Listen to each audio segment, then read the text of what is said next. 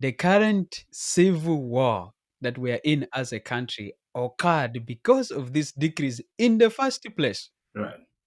We wouldn't have this civil war if it were not for this very presidential decrease. Mhm. And so, what is going to happen, just like Emma has said, if it does continue the way it is, even if a peace agreement has been implemented and the stability and security has been restored and has returned back to South Sudan, there is the likelihood that a civil war is going to repeat itself again.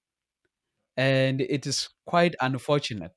And for me, we were having a conversation with a friend of mine way back in South Sudan. And one of those things we were discussing was the presidential decrees. And I remember one of those things we discussed and debated with this guy was that there is a need to lessen the presidential decree powers in South Sudan.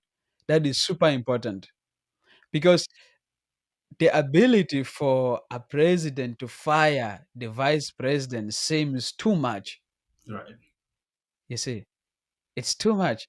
And the ability for a president to fire an elected representative Representative member of of parliament parliament.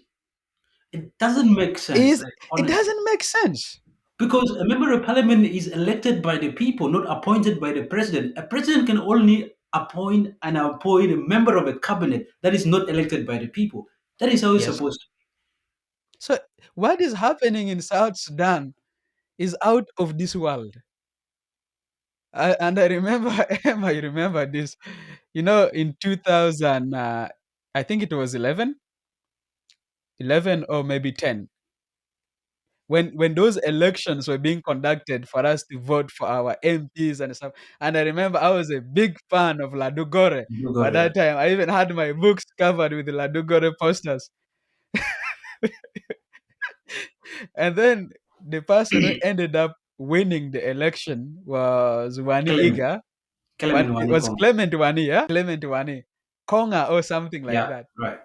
And then he was fired by the president. So there is need to lessen the presidential decree powers.